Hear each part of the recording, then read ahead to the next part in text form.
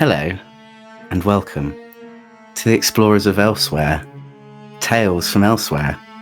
But we're playing a different Tales this evening, because tonight we're going to be a bit naughty. Tonight we're going to be a bit evil. Tonight we're going to be bad lads. And I would say roll that intro, but Dan's not going to make an intro for this. I formally invite anyone to think of a really awesome looking intro in their mind. I'm picturing it in my mind. Think in your head how cool it is. Explosions, motorbikes. So for anyone who is new to the channel, we play tested Daggerheart when it first came out. When it came out for beta testing, we did some testing as very much like their own heritages, them and their own classes and stuff like that. And then we moved that into the Elsewhere setting to see what we could do with it. And of course, now we liked it so much that Dan has brought it into Campaign 3, and obviously if you're watching Campaign 3, you couldn't recognize all of our faces. But if you're new to the channel, my name is Nate. I'm not usually a GM, but tonight I am.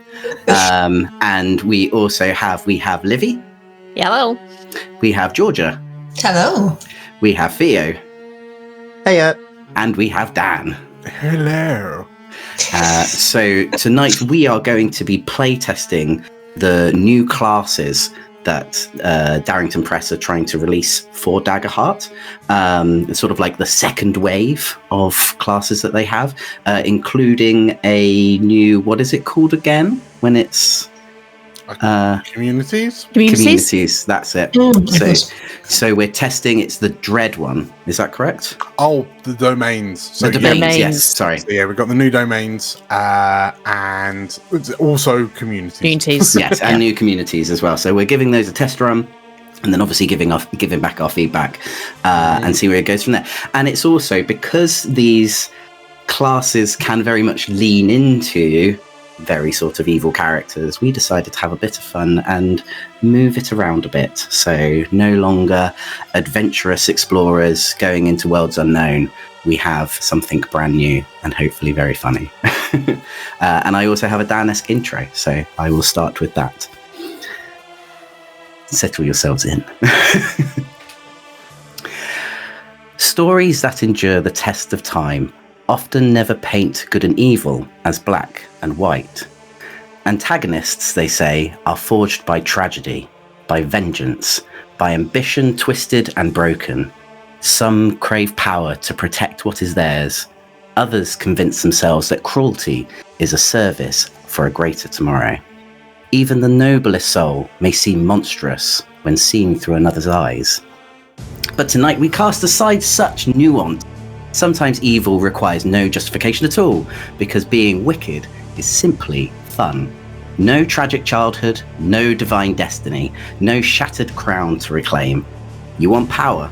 Of course. Wealth? Naturally. The trembling adoration of those forced to kneel at your feet? Who doesn't? So curse the insufferable heroes who would spoil your fun with their tiresome righteousness. Let them taste despair as your sinister laugh echoes from the halls of your skull-shaped fortress. A new Elsewhere has been built over the last couple of years, and now is ripe for the taking. So, we find the four of you. 2 on one side, 2 on the other side of this large, ornate, dark oak table. Sat right in the middle of an even larger, foreboding hall. Shadows engulf each wall and corner, the only light slightly breaking through coming from flickering candles encased in thick iron cages or dribbling thickly onto skulls.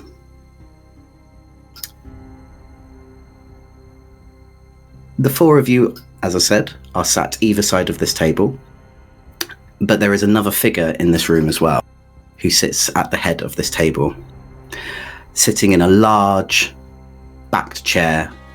You, with your back towards you, you've never seen the face of this figure. You've never even seen the body of this figure. All you've ever seen is a large, gauntleted hand that rests on the side of a chair. Sort of large purple gems encrusted in the knuckles that glimmer in sort of like the flickering light of the candles. You only know this figure as Hex, and he is your boss. For the time being, at least. We look around this table, and let's start off with probably the largest figure on this table. Sort of sitting there, Theo. Actually, Theo, would you like to introduce your character? Yes, I would love to introduce my character. So, sat at this table is a very large keeper. He is very, very muscled, very wearing kind of I want to say like sort of tribal-ish like clothes with a red shirt and an open vest. He's got horns that kind of go back on his head, what could be a day's worth of stubble, and a load of dark hair, piercing bright eyes. But there is no thoughts in that face of his. He is truly the definition of, head empty. There's nothing there. He is just staring at the darkness. He does not really comprehend how spooky this is. He's just waiting to be talked to or to talk to. His name is Fudd. To compare to the massive hands that this keeper has. They are huge, and I think from memory, looking at my little character, he has these like wrapped gauntlets with like spikes coming off them. These are his weapons, and he's very proud of them. And he's probably just sat, kind of. I think he might even start whistling. Just waiting. So badly, whistling badly, I would add. Just waiting to see what the fuss is. And did you mention what heritage he is at the moment, and what is his class? Yes, so his heritage is he's mixed ancestry, but he's a half-born. So he comes from a kind of small village. His ancestry, and he's also a juggernaut brawler, nice. Which we'll be testing. And he's a keeper, isn't he? He is a keeper, yes. He's a keeper. He's a keeper. Oh yeah, he's a keeper. No, he's a sprite. He's a little goblin. Could you imagine? It's a giant sprite with big fists. David Stud. Amazing, thank you. Thud, as you sort of are just like whistling, sort of like you're waiting for your boss Hex to actually mention something. He sort of sat there quite quietly, a little bit probably uncomfortable with not being able to punch something for the past 10 minutes. You'll probably just sort of start whistling, and then you are nudged by your companion that is sat next to you. Georgia, would you like to introduce your character? Of course. So next to Thud is a sprite, a little green Terran sprite, very much in contrast to his large neighbour, probably the smallest person at the table. He's green. He's a Terran sprite. He looks like he's made out of plants. His hair looks like he's made out of artichokes. He just looks like a very polite little man, except for the fact that as soon as they sat down, he has been playing with a couple of very sharp-looking daggers. And as Thud begins to whistle, he jabs him a little with his elbow. He goes, "Pipe down, old thing. It's very rude to whistle." Sorry. So what class is Did you mention his name? I did not mention his name. His name is Cortinarius. Cortinarius. And what class is Cortinarius playing? Cortinarius is a assassin of the Poisoners Guild. Oh. And he is a reborn. Nice. So as Cortinarius, as you jab your sort of companion sort of next to you to tell him to not be rude, we are in polite company. You look over to a figure across the table from you, sort of, I'm guessing with sort of like a head sort of just like bowed, just concentrating. Livy, can you introduce us to your character, please? Of course. So here sits Therenza.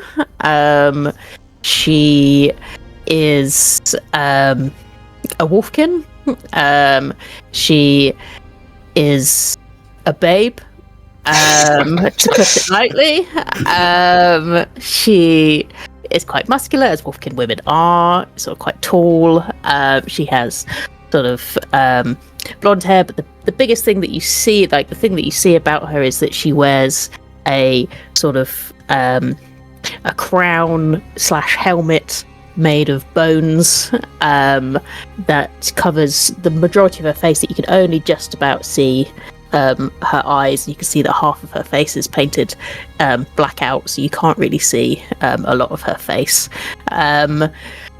And yeah, she holds a sort of staff with a large sort of dragon head sort of orb on the top. And she is a witch. She's a moon witch. And she's also June-born, as you can see from her clothing, which is all sort of very sort of burlap and sepia. And yeah, her nice thigh-high socks and her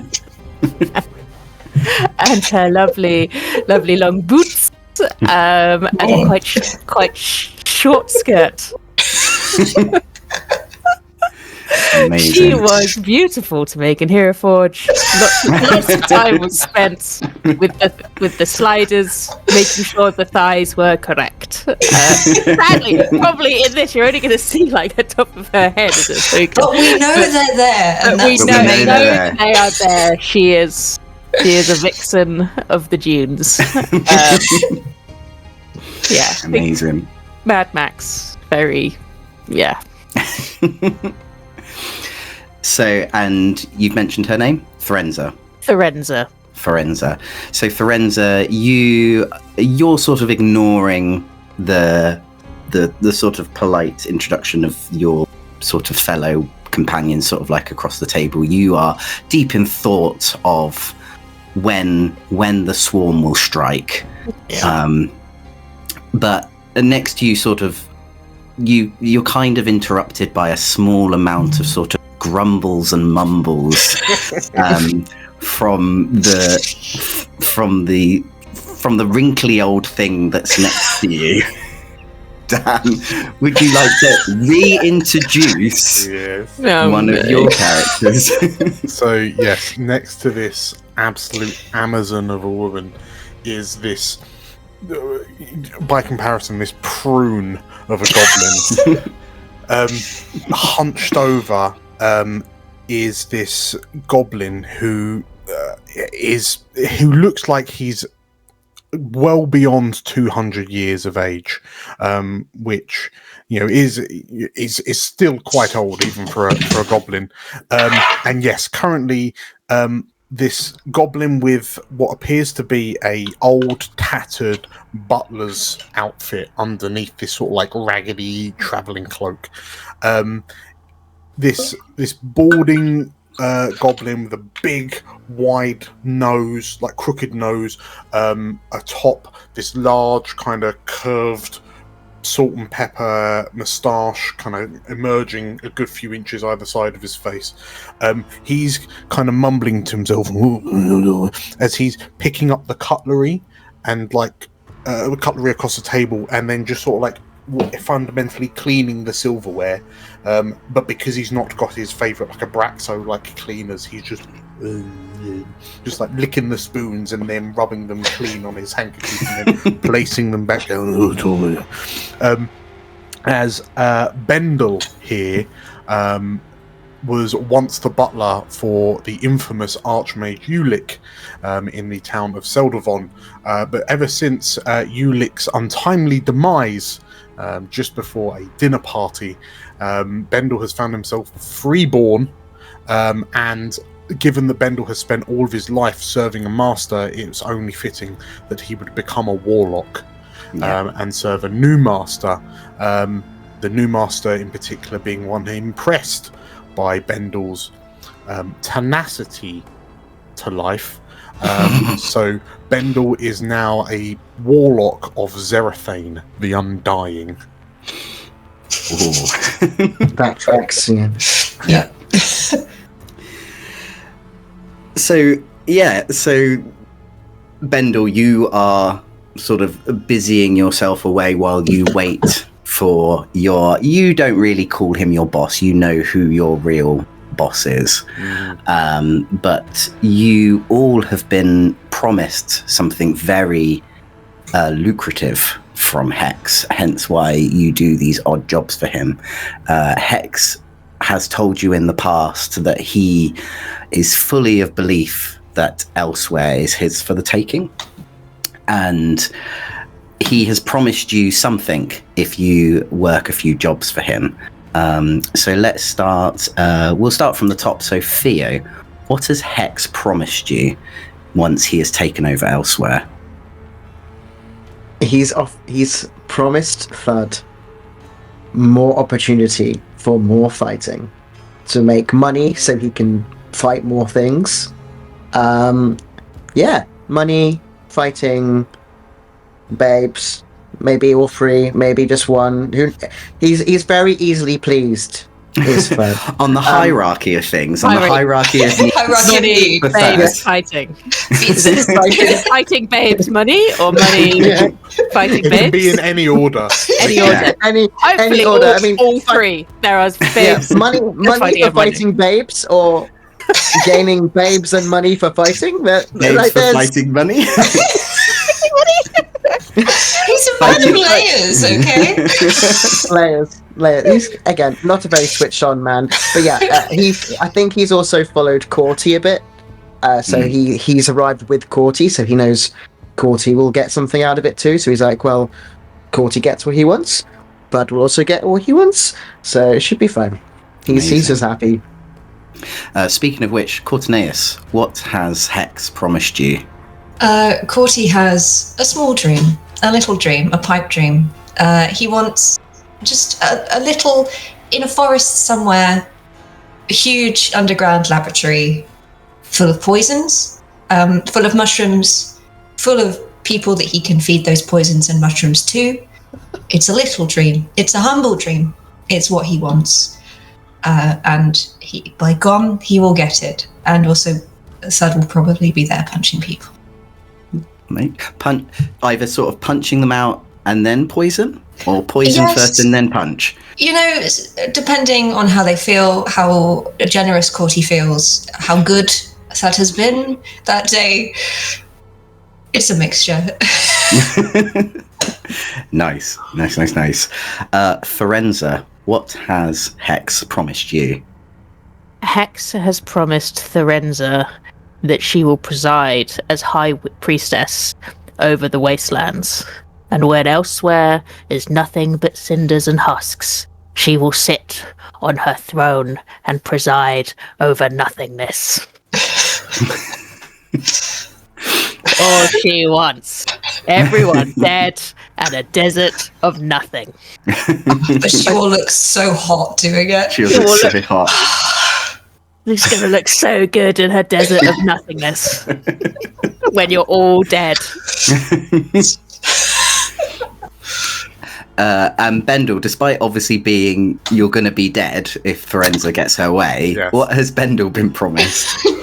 So Bendel has rather a lot of things that he dislikes, that makes him displeased, and currently one of the new additions to his list are those meddling explorers from Avonmore, because if it weren't for them, he would have gotten away with his very, very convoluted plan to capitalize on Archmage Ulick's death.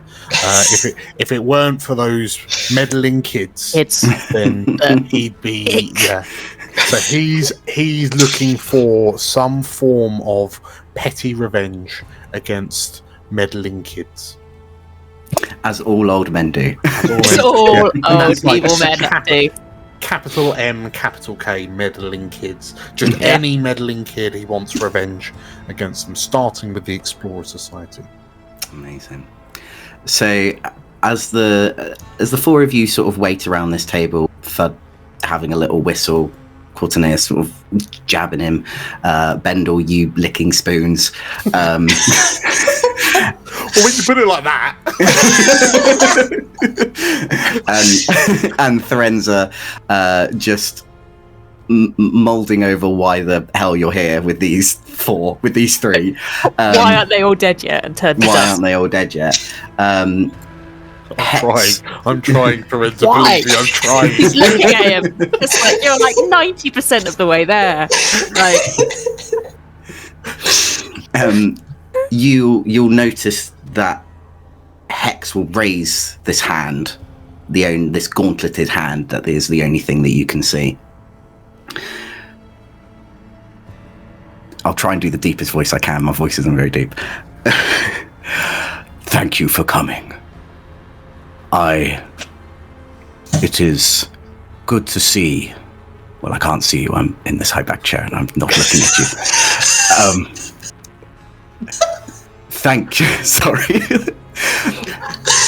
Thank you for joining me on this very urgent request that I have from you. I have come into the knowledge of an arcane artifact, which I desperately seek to further my plan for elsewhere domination.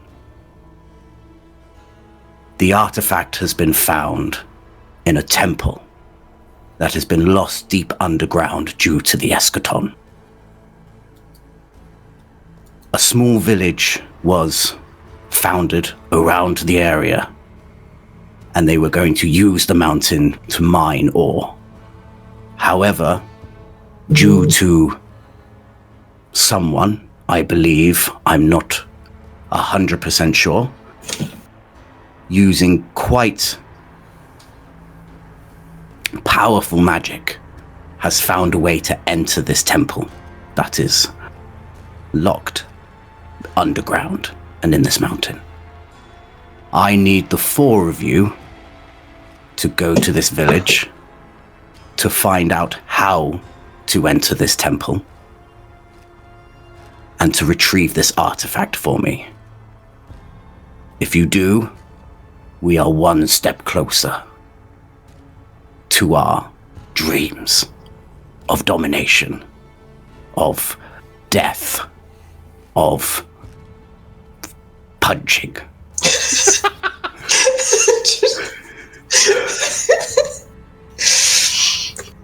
If you do this for me, I will see that you are justly rewarded.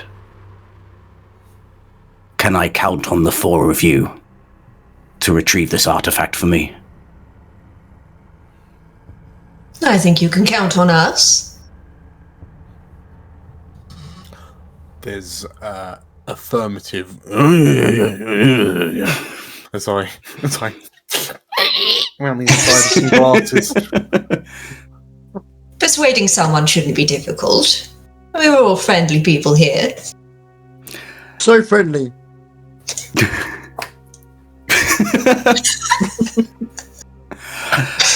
Well, this is the thing. This is the one thing that I have to ask from you.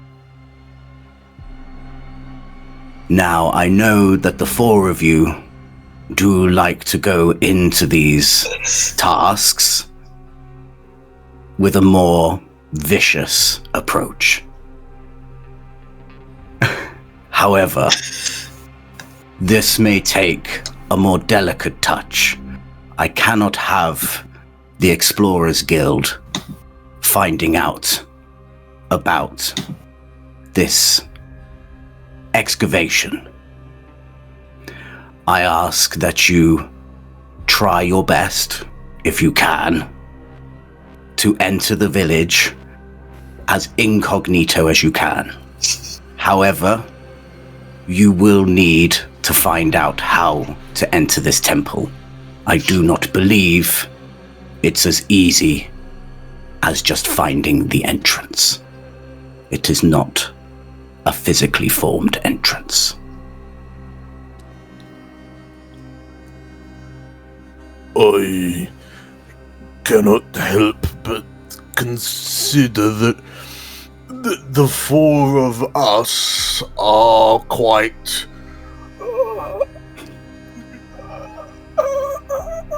avoidant of attention. I don't feel that we draw much attention. We are the soul of discretion. Wonderful. I will trust this in your very hands. Go in discreetly, find the artifact, and bring it back to me. So you've had your demands. Is there any other questions you would like to ask before you head off?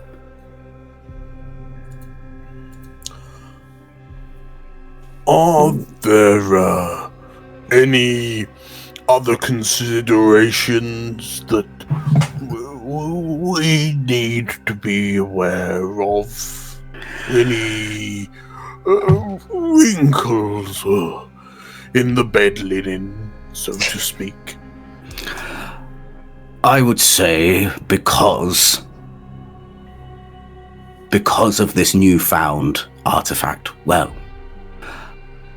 this newfound temple, more like, I have had it on good authority that this artifact is in there, but it may not be fully known to the village. The village are quite stupid.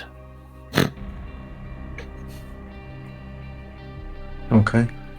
But that doesn't mean that they may not have protection. So I would keep your eyes and your ears vigilant.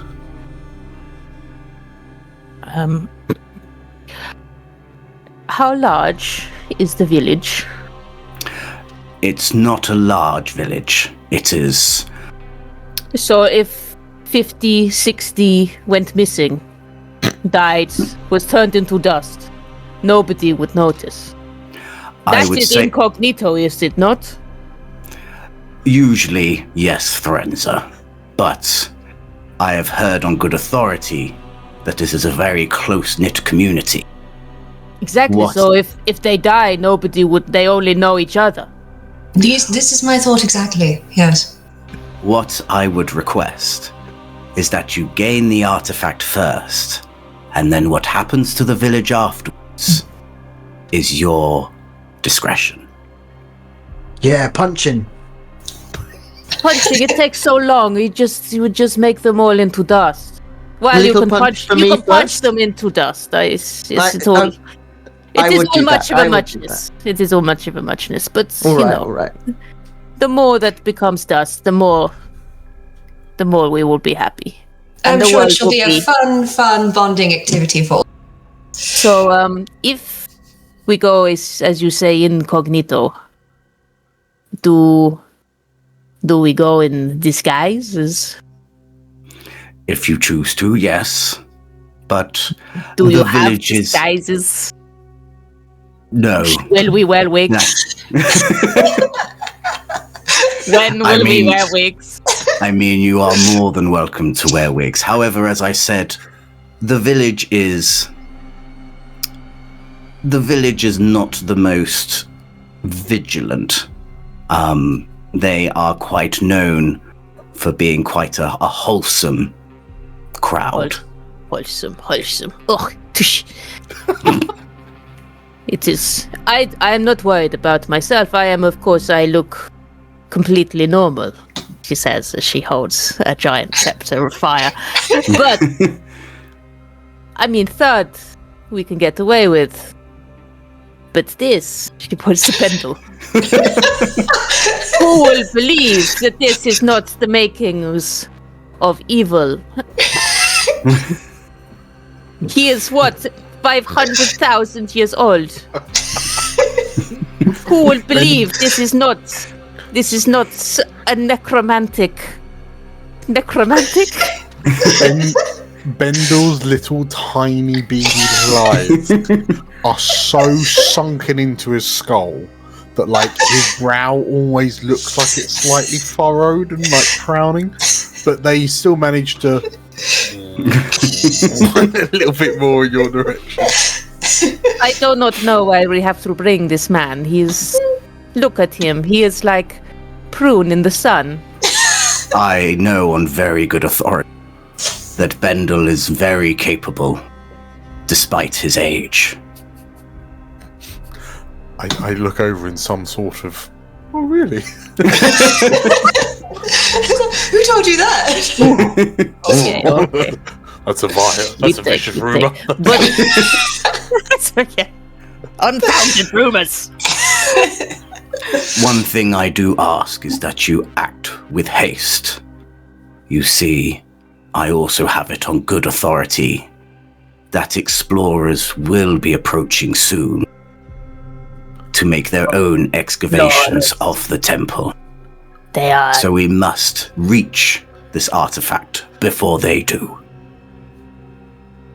I will do anything to beat explorers. I hate those things. I tut and wipe up where you just spat on the floor. Well, shall we crack on? Yeah, so we go as is and kill everyone. Not yet. Gain the artifact, then you may do with the village as you wish. Yes. Okay, I get the order confused. You see him raise this gauntleted hand as he points a finger, sort of slowly makes sort of little insigils in the air to the point where they sort of come to light in this sort of purple glow and make this oval shape that is leading a portal into a bright green meadow. Ugh, green meadow. Once you have received the artifact and done as you please, you may return back here. Bendel is already approximately a third of the way to the portal, mainly because it takes him a little bit longer to get anywhere. Just have to preempt all journeys. So you're all popping through the portal? Popping through the portal. I mean, if you have any more questions, you're more than welcome. But if you don't, well, I've asked all my questions. Can we kill them? Yes, but not right now. That's all I need to know. Yep. Awesome. As you pop through this portal, you've popped through portals before. Cold, shuddering, that sort of like the miasma of Hex's portal sort of bring to you. But you pop out to the other side and it's such a juxtaposition of where you've just been in sort of like this very dark, dank, massive sort of gothic hallway into like this bright, sunny green meadow. Your eyes sort of squint as they sort of adjust to the sunlight. This is way too much greenery and sunlight and fresh air than you're majorly used to. But you stand upon a hill, and as you overlook this hill, you see this giant mountain face, this giant cliff face that sort of juts out into the middle of the land. And just at the bottom of this massive sort of cliff face is a small little village, a very quaint little village. There's sort of like from where you are, you can sort of make out sort of bits and pieces of it. You can see that there's like a green in the middle with sort of like some sort of statue, and then there's sort of, and then the houses sort of ring out. So they sort of form like a big sort of ring around this green, and there's sort of paths, and you can see lots of little people sort of running around and going about their daily business. So would you like to head to the village? Oh, looks disgusting. Yeah, I guess. And is there anything you would like to talk to with each other about, sort of like a plan that you might have? Yeah, I mean, we should probably think about what we're doing. As we're walking along, I will sort of tap Thud's forearm. Well done, old chap. You didn't do half badly. And with that, I will evoke Soldier's Bond. Yeah. Yeah. Welcome. Even to as a player, Daggerheart, I'm Nathan. incensed. Oh, it's my turn. And we will both gain 3 hope. Amazing.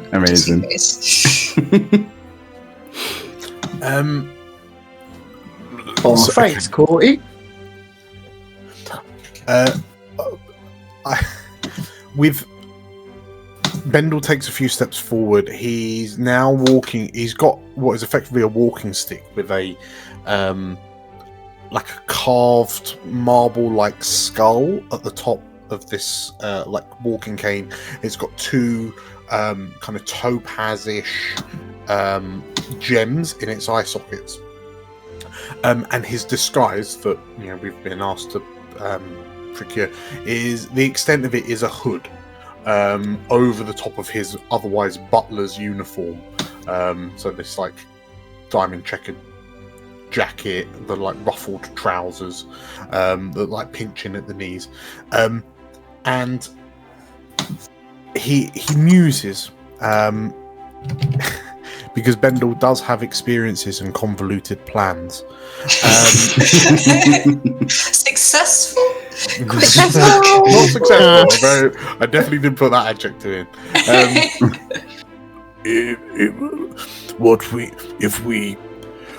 When we get down to the village, I suspect that we will need to first ascertain the location of this vault, this mountain lair, and we will need to discover how best to enter it in what capacities.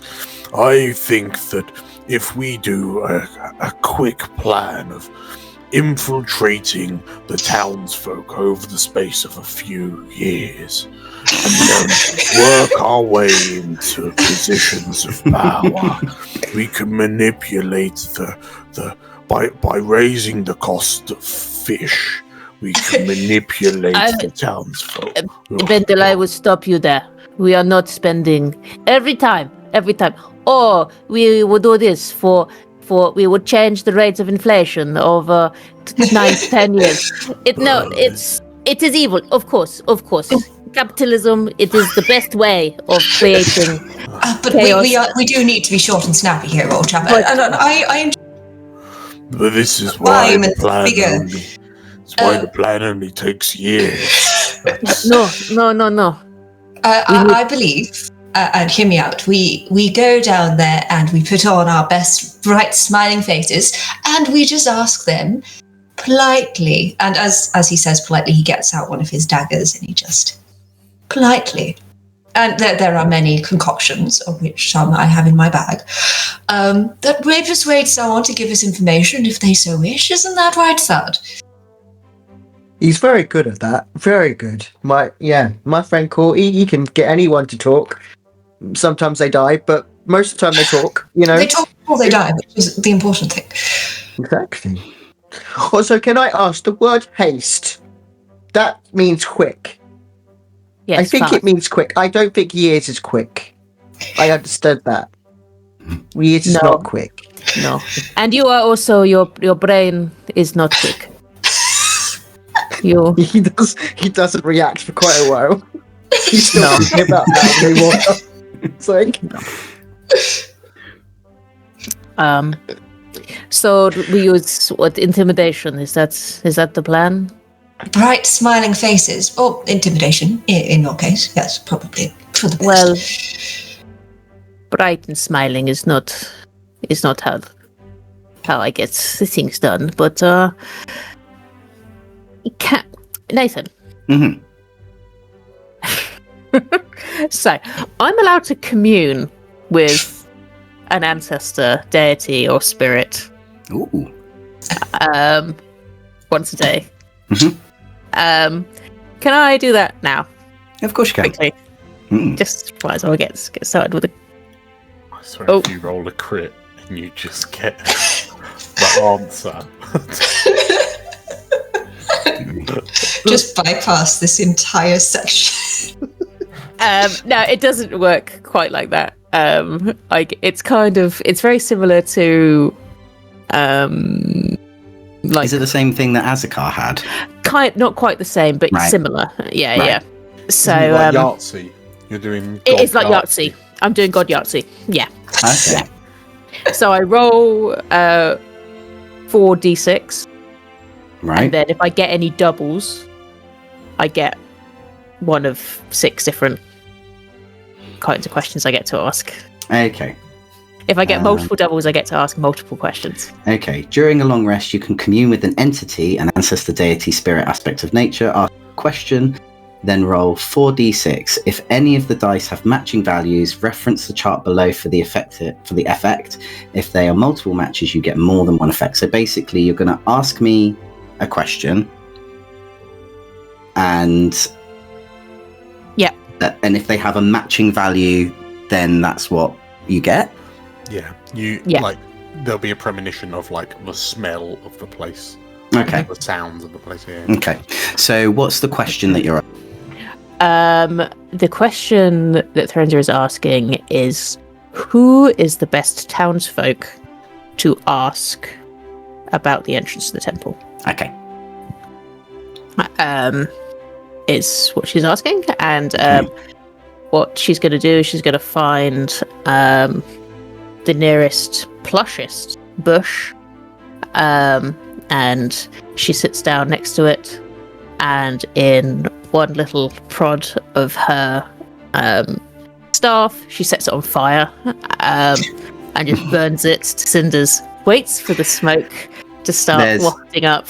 You see, as you burn this bush to cinders, you hear the chirping of small birds as they come out and also go, explode into dust. Beautiful. How much beautiful this is. It's better. I like it. Let's do 4d6. Oh, no doubles. No doubles. No doubles, which means I get nothing. You get nothing. Good day, sir. Get covered in bird feathers. You get covered in bird feathers. As you feel the sort of ash and cinder coming from this bush, you feel it sort of cover over your voluptuous bosom. I'll give you a little thing. I think that's fair. Give me the taste. Give me the flavour. give you the flavour. Let me have a think of how to word this.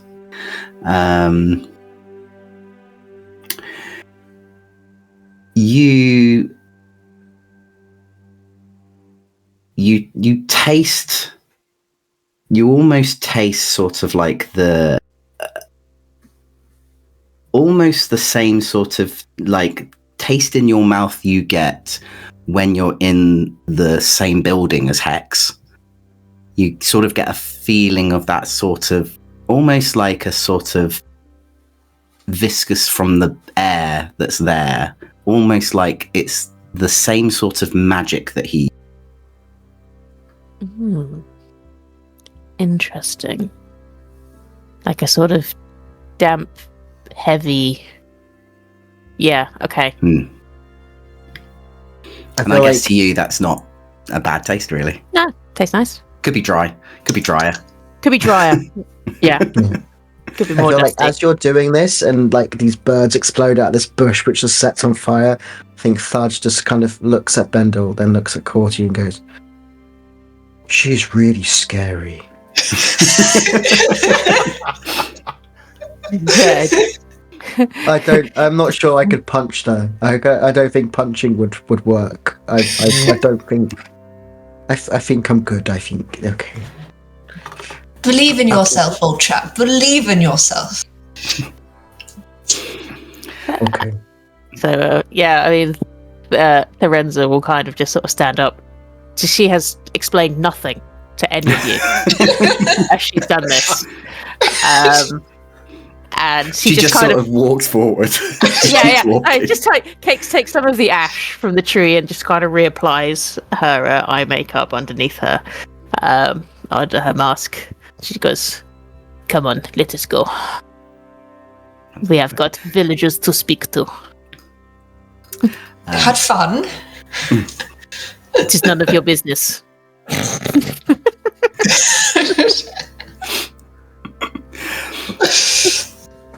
So the four of you make your way down to this village, and getting closer, you hear the sickeningly cheery sound of like a village band. The screaming and cheering of children. Oh, it hurts my heart. The smell of sweet toffee apples from a small little market that's made its way sort of like around the this village green. As you enter, there are some sort of points of interest. You walk past a tavern called the Giggling Goose. You see like a little sign that is pointing towards the green where this little market has set up, called Pepperpot Green. You pass by a tailor's called Buttons and Bobbins. You on this same sign which pointed to the green, you also see another sign attached to that with another little arrow pointing in a different direction called the Hugging Rock. There's Nanny Crumb Cakes Bakery, there's Sugar Plum Grocers, and of course there's a Tippy Taps. Oh. And not only is it's probably the tippiest and tappiest one you've seen, as there's a little Aquan sprite actually doing a little tap dance outside to sort of welcome guests in. The tippiest and the tappiest. The tippiest and tappiest. But I'd also like the four of you to tell me if there's what you notice about this village, if there's any sort of points of interest that catch your eye, or particular people, particular sort of like bits and pieces that absolutely disgust you. Georgia, you go first. What does Cortinatus see? Bunting. Bunting. Bunting. What kind of bunting? Is it all the same thing, or is it all different colours? It's handmade, Nate. It's beautiful and it's handmade. What you noticed about this bunting as well is that it just goes on. It just goes on and on and on between the houses in perfect like little bits. The only time you actually see it drop one of these houses is because there's this small little goblin girl who's still making bunting and just adding more and more. She's crocheting bunting, just adding more and more to it. And she's like, "It's my turn today."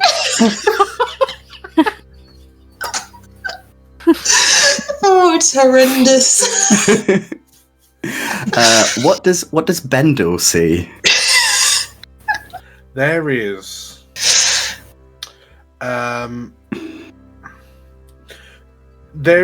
so was it Pepperpot Green, was it? Pepperpot Green, yeah. Pepperpot Green. In the centre of Pepperpot Green, a bit of a focal point of village joy and mirth there is a maypole, Mm. and there are adults singing and dancing around the maypole, doing a maypole dance, and like the sounds of their chorus of like laughter and song just makes Bendel's features scrunch up into a smaller and smaller space in the center of his head, as it's notable to everyone else that this is really setting him off.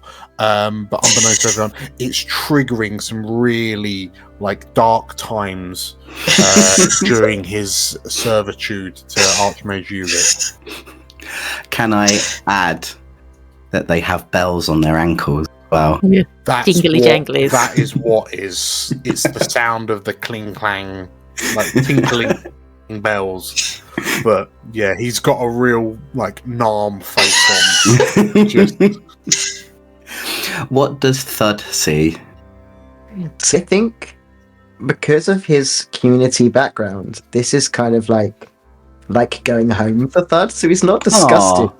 He's very confused as to why everyone else is a bit rubbish, like doesn't like it. But I think what he notices, because it's Thud, is as part of the market, I feel like there's like a little bit of like a fate, like a few like games going on, and there's definitely one of those like strongman, like high striker, and he's just looking at that like, oh, I want to play on that, I want to play. It's the Like, fact he's that like he a knows he child. would win. He knows he would win, and he cannot.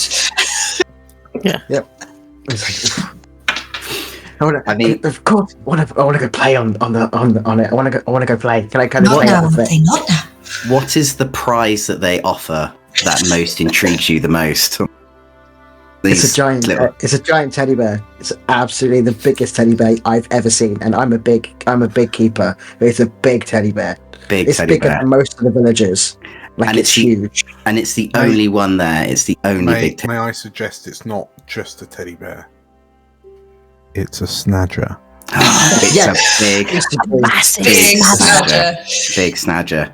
I mean, snadgers are not really known in this part, so it's a very magical creature to these people. It doesn't look the way that actual snadgers look. Yes. It's an artist's interpretation of a snadger, but you Yeah. know. I really and want it. It's got a shell on it.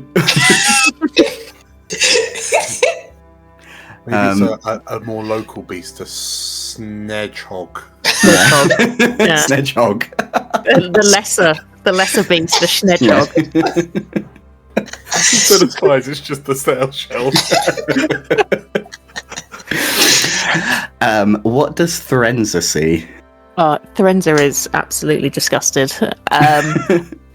She looks over to the village fete, and they are currently holding a best in show for the best Easter bonnet on a puppy competition.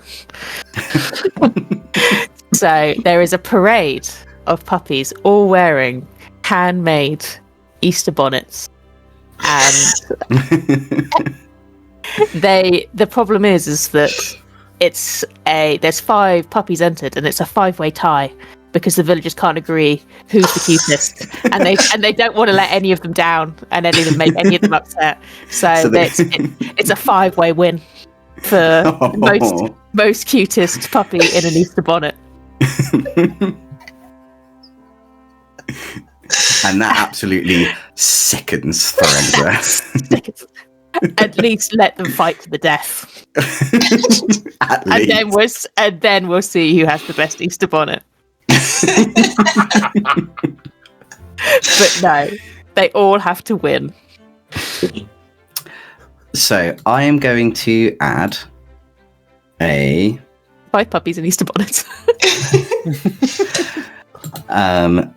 So I'm going to add a timer for you to find the entrance to the temple. It's going to be so you should be able to say that. Can you see that? Mm-hmm. Mm-hmm.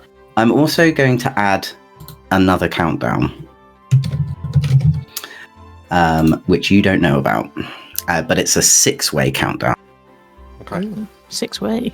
I'm going to bump that up a bit. So a 6-way countdown. So you have to find the entrance to this temple. Where would you like to start? You can. I'll tell you this: as you walk through and you saw this large cliff face, there was definitely nothing that looked like it entered anywhere. You noticed you're planning to do mining into this cliff face for precious ores. So there is sort of like there was sort of like a mining rig that was just starting to be set up. But even from that, you could see that there was no entrance to this cliff face. Magic entrance. Maybe it is blood entrance. Maybe we make sacrifice. Maybe we make sacrifice of you, Thud. You look like you've got a lot of blood. That is. I probably do, but I'd like to fight some things before I die. Is that allowed? Well, I guess. Good to know. And with that,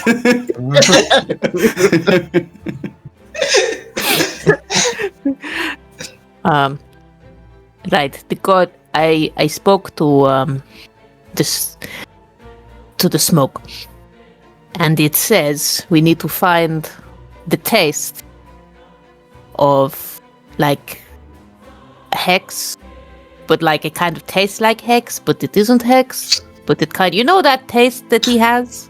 Maybe you not have tasted him. I can't say I've given it a go. Well, it is like the it's dark and heavy. Metallic.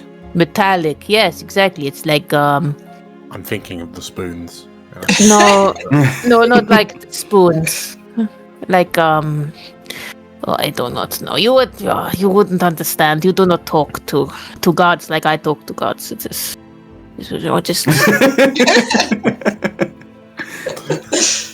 get on her level. You do not get tastes from the deities above. They do not give you these tastes in your mouth to give you clues. You just have to scramble around in the dark like little cockroaches. Yes, that's where I find the best mushrooms. Actually. Perhaps we... Oh, no. Perhaps we start at the center of it all. These villages will all have some form of village leadership, a mayor usually, and in my experience, all mayors throughout elsewhere are highly capable individuals. I have heard such rumors. So I've perhaps also heard this rumor. we can speak to the mayor of the village, perhaps as present ourselves as visitors. As Bendel is saying this, Therenza sticks out her arm and grabs the neck of the nearest villager. And drags him closer to her. So you reach out your hand and you're fairly close to this maypole. As you literally grab someone off the maypole. Like, you grab them and they just kind of look at you and go, oh, I'm sorry, did you want to go? Oh, I do feel like I've been ever so greedy with the maypole. I do love this time of year. Hello. My name, you look new. I've never seen you around. My name is Terry Tumbletoes. It's lovely to see you. So it's just, you grab the neck of this sort of Lorivar man with big curly ginger hair and the brightest blue eyes you've ever seen, even brighter than Thud's, with sort of speckled freckles over his face. I have brightest eyes. What's going on? So she's just kind of takes a moment because it's just. I mean, this is a little bit tight. It's a lot. You could have just asked, but it's okay. You're new here. You may not know our customs. She says as she's slowly lifting his legs off the ground. Oh, this is awakening something in me.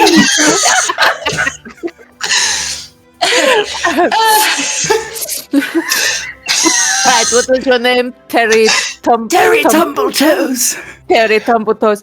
We need to find your mayor. Who is the mayor? Oh, the mayor is Mayor Prickleberry. I don't know where he is at the moment. There are a number of places he could be, though. Can you put me down and I'll be able to tell you better? She just drops him. Oh, not the way I wanted to go down, but it's jolly nice to meet you. Yes, so Mayor Prickleberry, he can be. Oh, where could he be? Well, he could be in the Giggly Goose. He does like a little pop of sherry from now and then. Yes. You could also look in. He's usually around the businesses collecting just a small bit of tax, so you could try the bakery or the grocers. He could be around there. This is round about the time of the day that he is collecting his monthly taxes. But also you could try our shrine to Selenith. He has particularly a big interest in Selenith, especially for the new druid who came to town only a few months ago. He is very, very interested in her.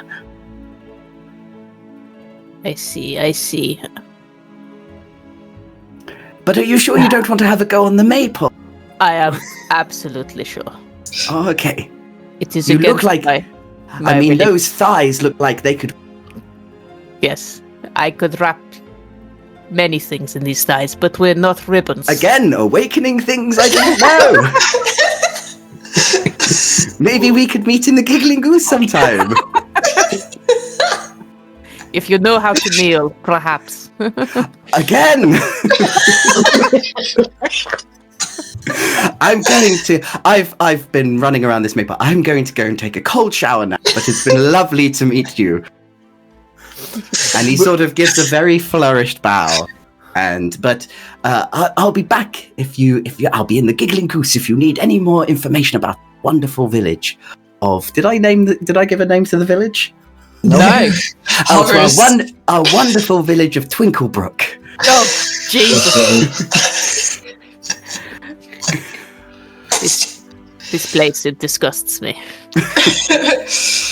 Oh, I'm sure you'll find something you'll like. And he wink and he runs off. Right, Bendel, I have given you information now. Part of plan is done. I like the sound of the mare taxes. I can agree with that. Perhaps we should split if the mayor is collecting. It seems that he's collecting monthly taxes daily. Yes, this is why I like the sound of him. He collects 1 penny a day of the monthly tax. Do we collectively think it would be a good idea if we split up? I think that might be a good idea, old chap, for me and head off somewhere. Do I get the sense from the spirits that be, the powers that be, that splitting up would be well received to cover more ground? The spirits go, oh, go for it. What do you want? Thank you, Zerathane. That's what he sounds like. The Undying. Can I ask, before we all head off, what is everyone's what's called a community bonus that you all get? My community bonus is because I'm June born. Mm-hmm. Once per rest, during a moment of calm, I can clear a stress on all allies Nice. within very close range. I like how it says "take care." and I think for Lorenzo, that's something very different. Yeah, it says take care. Through the heat of the day and the cold of the night, you know how to take care of your people. But yeah, I mean, it's very loose. It's very loose. Moisture. Take moisture. For Take FUD, it's life essence.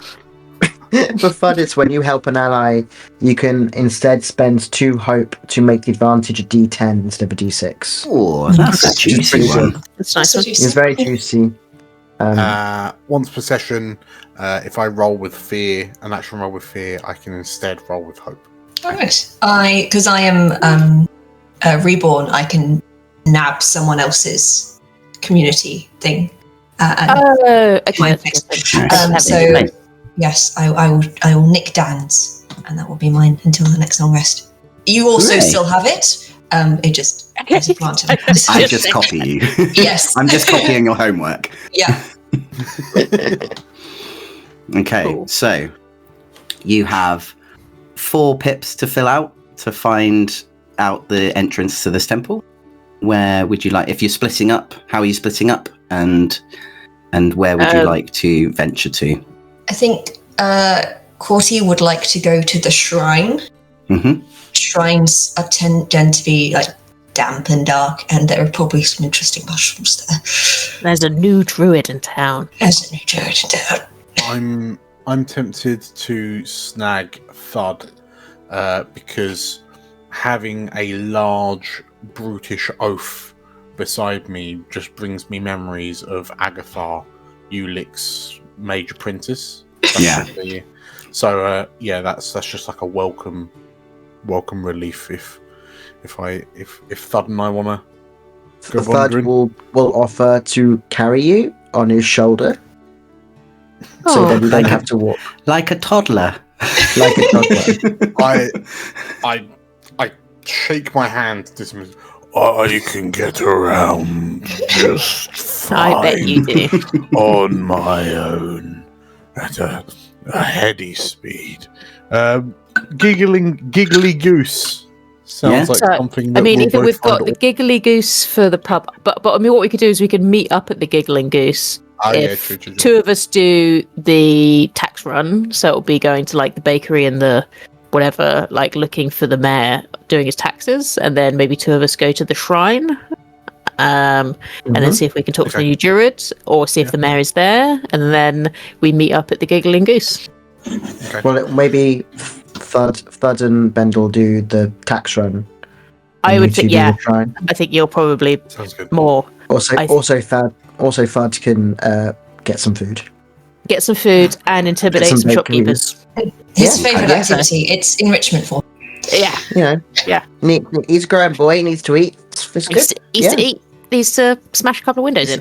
Perfect. Cool. Well, we'll start with Bendel and Thud first. Then, so you've headed over to where Terry Timble Toes had told you, Terry Tumble Toes, and you can see that there are some besides from all the little stalls and marketplace and things like that, you notice so there are some built sort of stone houses, stone buildings that are obviously like a little bakery, a little greengrocer's, and you see sort of people popping in and out, having just nice little chats outside.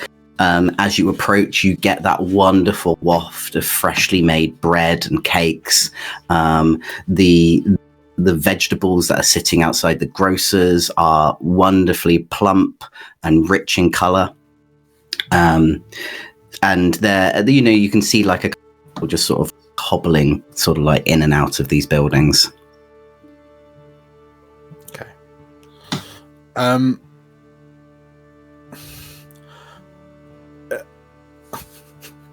This might. So Thud will, as you look down to Bendel, Bendel is painfully slow. I will but keeps on refuting the prospect of being picked up. But I can only imagine you get to our destination quite a few minutes before, before Bendel does.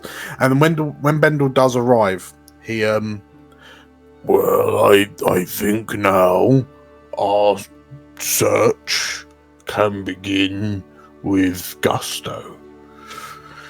And he takes a deep breath, and his shoulders drop, and he just stands there, staring into middle distance. Hello? You there? In the middle of the street. Hello? And goes. Now I will begin. Yes. And like my eyes will, Bendel's eyes slowly glance up to you as you're waving your hand. So I'm not dead. Bendel hasn't just died, but he just appears to be standing, like stone statue still in the middle of this street. And you can almost see the skin sagging on his bones as he locks himself in place. A small goblin girl, the same one who was doing the bunting. She's just like, my shift is finished. It's time to get a cake.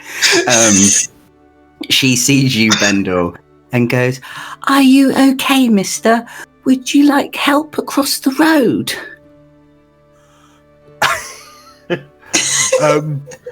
I with a speed that you've not seen yet, Thud. There's just a little look up to Thud. Yes. I was hoping to find the mayor, and then I'll hold out my little butler gloved hand to this young goblin girl. And it feels like she's got a handful of twigs as I wrap my fingers around hers. It crackles slightly. I don't know where he is, but let me take you over to the bakery so I can get a nice cake. And maybe you could have one too. Oh, no. And she sort of just, without really sort of knowing trajectory, she sort of pulled you along over to the bakery. Okay, yeah. Bendel can only keep up by walking on both the soles of his feet and his knees as he stacks and stumbles every few steps. Are you following? Help! Yeah. Thad's not realised this is a problem. He's like, "Oh, we're searching now. This is great, and the little girl going to help. It's going to be good. We're going to get some cake. We're going to find the mayor. Courtney's going to be well impressed. We're going to find the mayor in the bakery." So this little goblin girl, she sort of takes you over to the bakery, and then she just leaves your hand and going, "Bye, mister," and then she just wanders into the bakery herself, and she says, she kind of goes, nanny crumb cakes, these men are looking for the mayor." And this sort of, you've seen Wolfkin in your life. I mean, obviously quite a big and intimidating Wolfkin, but you've never actually seen like Wolfkin like this lady before. She's hunched over, but she's so soft. She has just like very pillowy, like long curly grey hair that sort of just billows over her shoulders. She's got like a shawl over her shoulders, despite the fact that it's a sunny day. She's dressed up quite warm, big brown cardigan that sort of covers her over, and she's just like, "Oh, visitors, oh, so lovely. Welcome to my bakery. How may I help you?" I gesture to you, Thud, to go in because I'm currently trying to brush the dust off my kneecaps. Hello. Oh, you're a big lad, aren't you? Yeah, very, very tall. Looking for the mayor. I can't remember his name, but we're looking for the mayor. Apparently he might be here. Well, I haven't actually. Let's get some rolling in. Can you make me? So you are. Well, I mean, you're not really sort of doing anything, really. You're just asking.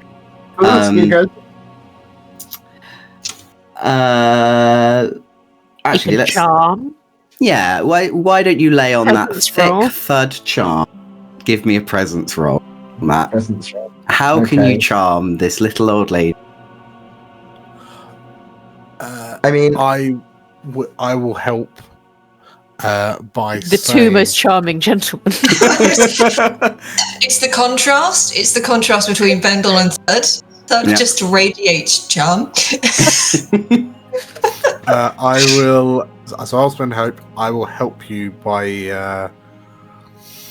We're here on very, very important business. You see, and then for approximately the next 7.5 minutes, I will spiel out this really long-winded reason for why we're looking for Mayor Tumbletoes. Mayor Pickleberry. Mayor Pickleberry. Pickleberry. Mayor Pickleberry. Because my convoluted plans will come into effect for all intents and purposes. Right. It's the sort of like long winding reason that by the time we get to the end of it, you don't actually remember what the start of it was. Right. Just like when you speak to your old family members and they were like, "Oh, I was at the post office," and yeah. I mean, this lady is also of age as well. I'm wondering whether or not I should get you to roll disadvantage to whether or not she's going to actually remember the end of it. No, you can roll normally. so that's so my presence is a +1, so I'll do my duality dice +1, and then do I get advantage? D6. D6. Yeah, D6. Yeah. So I'll roll the duality dice +1 first, and then I'll add the D6 on top. Cool. I think you can roll it all in one go. Can I do that? Yeah, if you do duality D6. Oh yes, I can. Wait, let's do that. There you go. Okay, so you got an 8. An 8 Wow. with hope. Wow. That was a Nah. terrible roll. Yeah. Isn't that a crit though? Oh no, it's not. No. No, it's not. a crit. No, it's not. They're still with hope. Swings and roundabouts. She. You weren't concise enough, Thud. She's finding it hard to hear you, Thud, because you're so high up. Despite your quite booming voice, she's found it a little bit hard to sort of pick up what you're talking about, and I think she did sort of nod off a little bit through Bendel's chatting, and she's picked up sort of Mayor, where have you seen him? And she will go, oh well, I mean, I saw the Mayor this morning, so it's round about afternoon time. She said, well, I saw the Mayor this morning. He was collected his taxes like he usually does, and he doesn't charge that much, just a penny a day for us to go towards our wonderful community. But he was in quite of a rush, so I'm not completely sure where he went afterwards, but there's many a places, and this village isn't very big. He might have just rushed home for his. I'm not completely sure. His home is just behind the Giggling Goose. What does he look like? So Mayor Pickleberry tells you, Nanny Crumbcakes tells you that Mayor Pickleberry, he's a man. He is a Lorivar man. He has sort of like a darkish tan complexion. And he has sort of like dusty blonde hair that's sort of like he's a fairly youngish chap. And they're ever so pleased. She goes on more about what a wonderful mayor he is and how much he's actually done for the community, and how it's lovely to have such a lovely young man sort of look after us. Thanks. Yeah, well, we're going to go find him. He's going to help us, hopefully. Are you sure? Thanks. Are you sure you buy a cake or some nice sliced loaf? Oh, I really want to, but we are on a mission. and maybe later. Right, Bendel, we'll come back for some cake when our tasks are all done. Well, it is time for afternoon tea. It is. We do need. Have you got any scones, but specifically scones without the hard outside? Well, I'm sure we can do something. She welcomes you into the bakery. So I mean, you didn't find out any information on where to be. She sort of blathered on about like he could be at the shrine, he could be in the Giggling Goose, he could be in other places. So you haven't found out where exactly he is. But I'll tick you up one. Oh no, I'll tick you one up because you've at least know what he looks like, and you have now sort of like a rough idea of who you. And you at least know where his house is. You know where he isn't. And you know where he isn't. And now we've got scones. Without The inside of scones. I'm assuming Without like the we've been treacherous given- currents. Yeah, and the outside, the hard outside. Hard outside. I feel like the way that's worked out is I've got the scones without the currants, and Bendel was eating the currants, and we're both very happy customers. Yeah, I can only eat like soft, squishy things because Bendel doesn't have any teeth left. Yeah, like Louis. So yeah, you've been welcomed into the bakery for some lovely scones, and we will move over to Varenza and Courteniers. You have trundled your way over to a shrine that sort of sits kind of opposite the other side where Bendel and Thud went.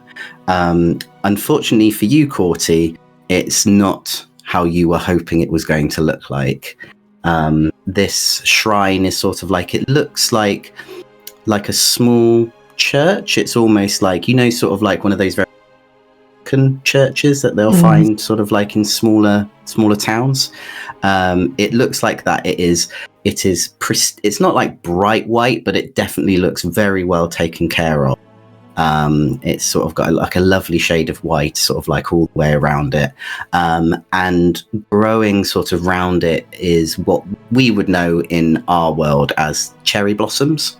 If anyone wants to give that a name, you're welcome to, but sort of very small pink flowers that are sort of branching up from the floor, and they sort of cover the outside of this small sort of like temple-like Not building. a toadstool in sight, not a bit of moss. No. It's all going downhill. The only moss that you see is a really cute bundle of it over some even cuter stones that are sort of sitting in the temple. Perfectly formed. Perfectly formed.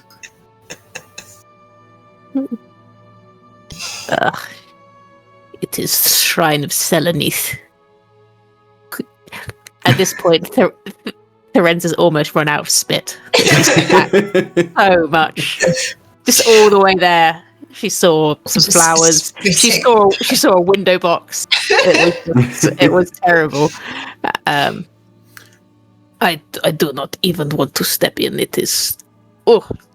I was hoping for something a little more dark and dank. Doesn't anyone know how to decorate these days?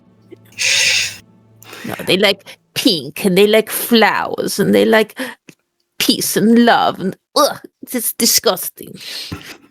I know. Why can't people just like some good stone entrance, little underground, no windows? Honestly, the classics. Exactly. You understand. What I like is big pile of bones, and the rest, nothing. A minimalist, I see. Yes. Maybe burnt corpse. As you're having this conversation, I'm guessing you're just having this. Yeah, we're just looking outside, at it. It's like, looking at it, look at this place. It's so clean. So clean.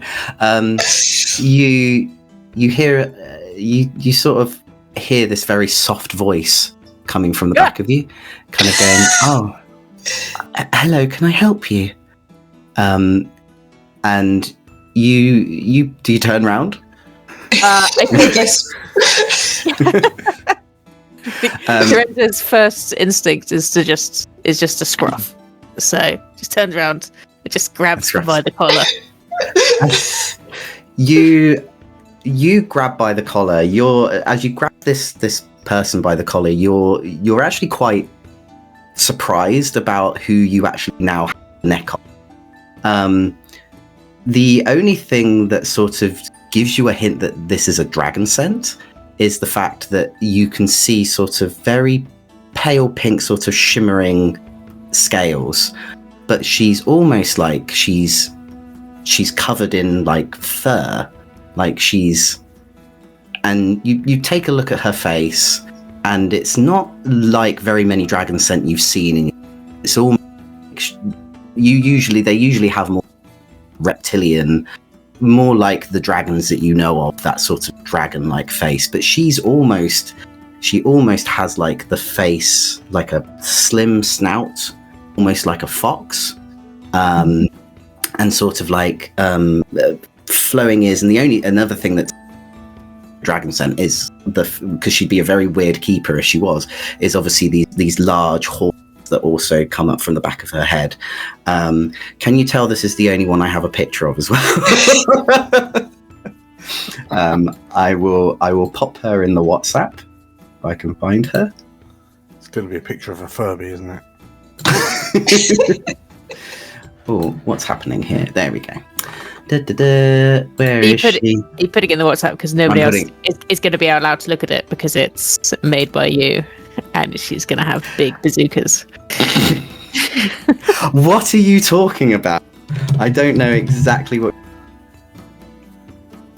So I would never create a character just as a thirst trap. Never. She does. For the world. She is wearing off the shoulder. She is super cute. I'm sad that's not there.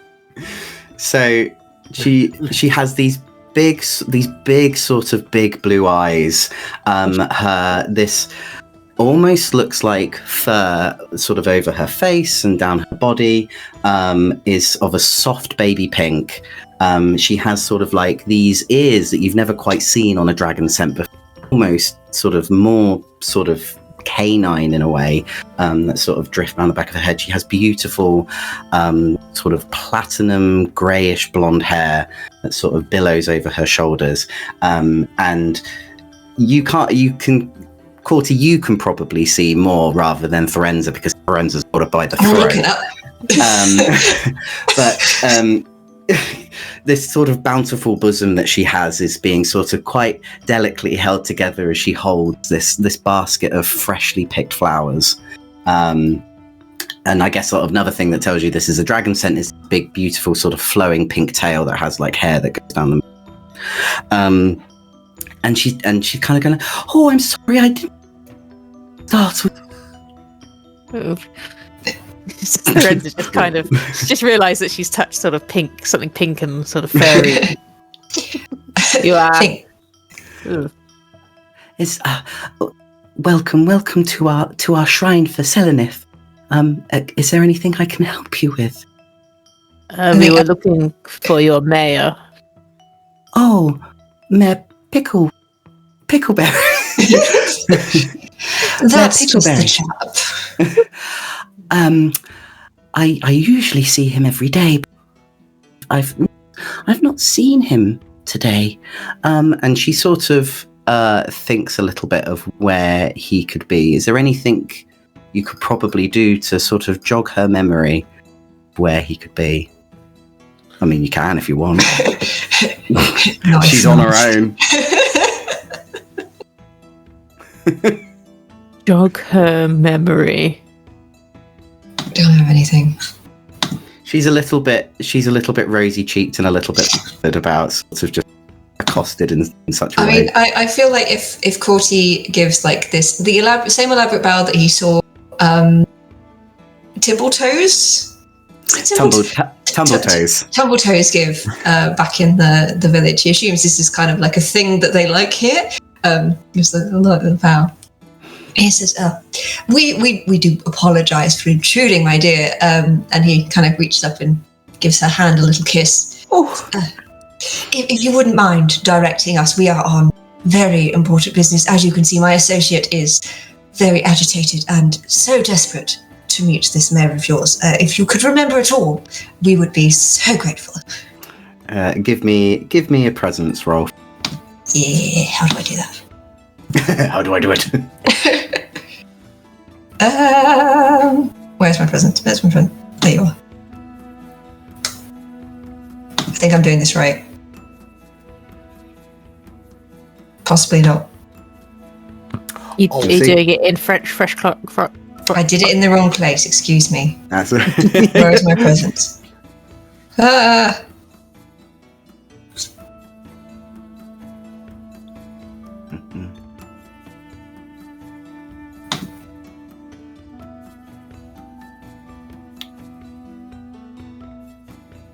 So in fresh cut grass, Yes. you click the duality.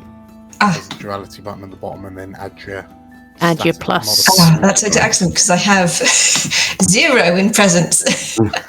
Perfect. It's a 9 with hope. 9 with hope. Oh, we are lighting it up, boys and girls. Oh, we're doing so good. So I don't think there's anything I can do. It's mostly about murdering people. I'm You never too, eh? complaining about Foundry ever again. She sort of blushes and giggles at the sort of little kiss that you gave to her hand, and she says, "Well, I mean, he was here earlier, you see." And that's the same hand that you kissed. She shows you again, and you notice a beautiful ring appear on it, and she says, "You see, me and Mayor Pickleberry, we're engaged, we're in love, you see." And so he came here earlier on to tell me sweet nothings, and so he may have very well gone on in his business, but usually round about this time of day, he's either at home, sort of in his office. He's very busy, or he's at the Giggling Goose. Thank you. That you've been very kind. And with that, I will bump you up to 2 points. So you've got 2 more with that hope. But unfortunately, again, she's been able to give you sort of like very definite sort of places of where he could possibly be. But you do know that he's engaged to a boobalicious dragon. I mean, he's got taste. He's got taste.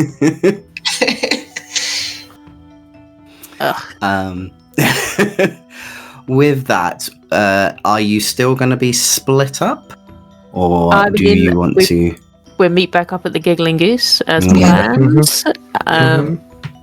I think we're inside the Giggling Goose. Inside the Giggling Goose. Yeah. Inside the Giggling Goose. See if there's anything else we can find out, and then we'll ransack that man's house. Sounds good to me. So you've all of you have met up at the Giggling Goose. It's sort of like late afternoon, early evening, and a lot of the villagers have now sort of left Green, and they've either gone off to their homes for their dinner, or some of them you can sort of in the goose. And everyone is just merry, like in a nice, relatively sober sort of way. And what would the 4 of you like to do? To anyone else? Is there an obvious person that owns the Giggling Goose, or somebody behind the bar, perhaps, that we could glean information? So you walk up to the bar, and there is 2 sprites sort of manning the bar, and they're sort of running backwards and and forwards, sort of serving everyone with a big smile on their face. Two little Aquan sprites, and they're just like, hello, how can we help? Ooh, new people, new faces. Welcome to the Giggling Goose. Suits you. Suits you. Suit you.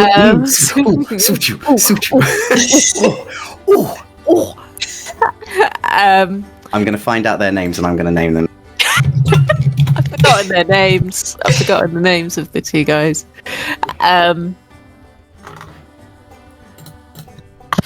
Carry on, I'm listening. I'm just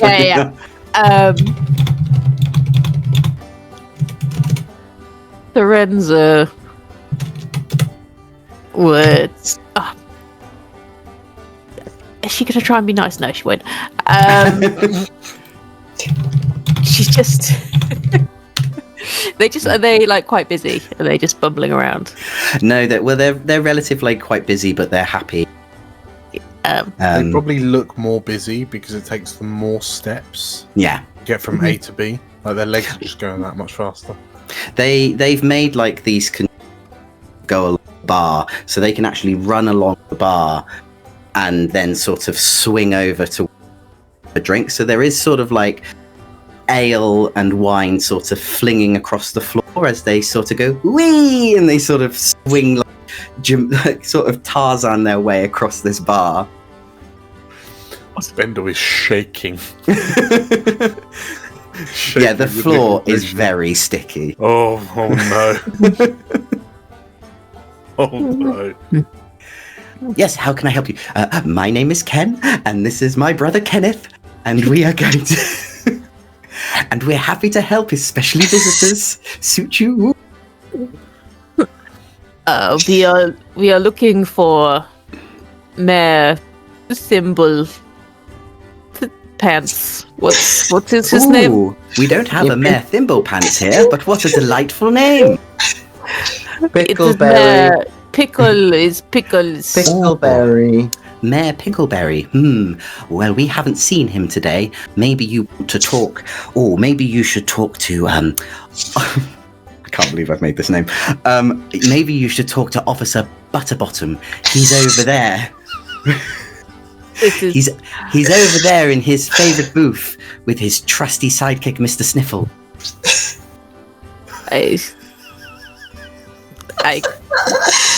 She just turns around and just talks to the rest of the gang. She's like, I don't know amount of sand and waste is worth this mission. It's worth this mission. I do not think I can continue. It is too much.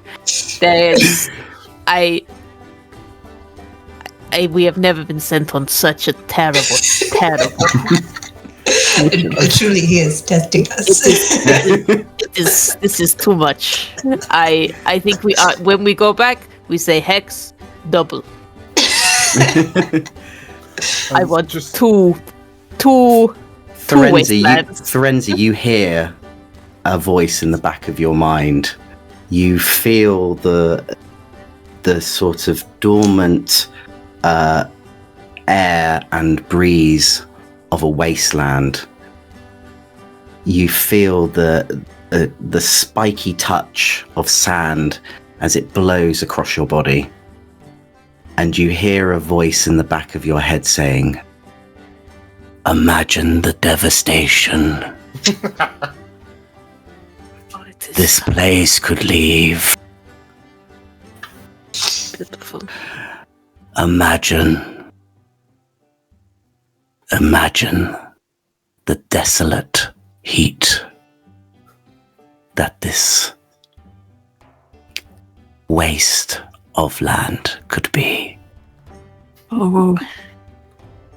You think you're out, and then Daddy Hex, he brings you back in again. Just to quickly flash back to our conversation with Hex. Yes. Like, what am I right? Like, did this, the place that we're trying to find, do I remember correctly that that's been relatively recently, like, discovered? Yes, it's been relatively recently. So their mining operation, such as it is, Have halted. They've halted for the moment. Yeah. Okay, so it was almost like an accidental discovery whilst mining, perhaps. Yeah.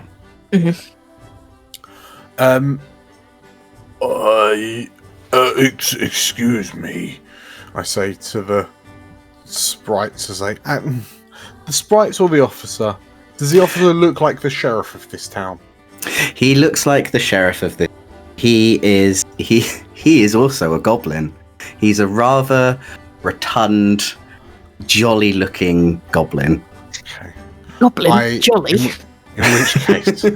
In which case, I will look at the three of you and I've got this one. and then take a good 90 seconds to make it from the bar to this booth. I would say it takes you a sticky. So say that again, Nate. Sorry, yeah, might cut. I would say it takes an even more longer time than that because of how sticky the floor is. Sure. Every step you have to sort of pull your foot up and. Terence just gets her cane and her staff at the end and just gives him a big jab on the back. Yeah, I do not have the cartilage on my knees anymore to free myself from these sticky floors I'm in. Okay, I will very gingerly sidle my way. Actually, Bendel, give me an agility roll to see how well you traverse over in this terrain. In this terrain. Difficult terrain. You know not what you ask for. Can I spend 2 hope and give him advantage to get across them? You pick him up. Yeah. Yeah. I'll spend 2 hope, and now you can roll a die of D10. Okay, amazing. Thank you. Yeah, because Bendel's rocking that -1 agility. Right, so -1 with D10 advantage. That is Nice. 15 with hope. Well, there was big numbers to Yeah, I mean, it seems that Thud, what do you do to help Bendel? I think I just pick him up. Walk the He's still walking. You see Bendel sort of struggling to sort of lift his foot up from this particularly sticky stain. So but the thing is that you lift him up and it's nothing. Like, it's almost like just picking up like a bag of dust. Like, you just sort of pick him up. This is exactly what's happening. It's exactly what's happening. And you place him in front of this this goblin officer. Has never moved so fast. Yeah, you almost get a little bit of whiplash. Your jaws just. He's like when you pick up a chihuahua and put him over water. Still swimming. His tiny little slippered feet, I'm picturing.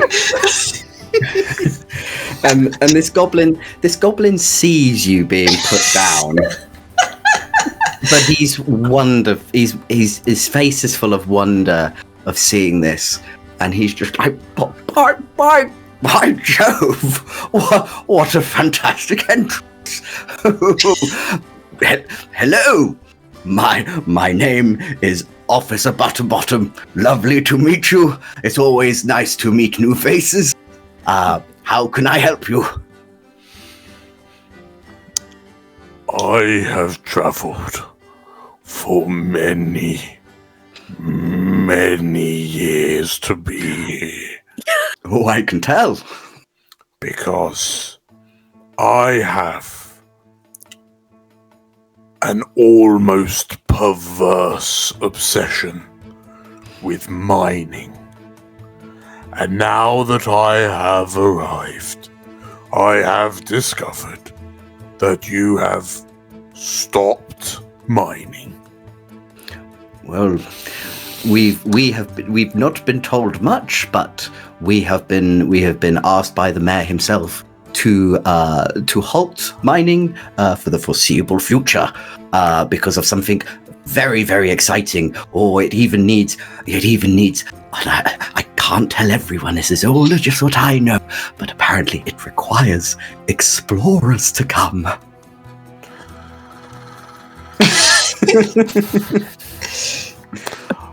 I know, goblin to goblin, that you know more than you're letting on.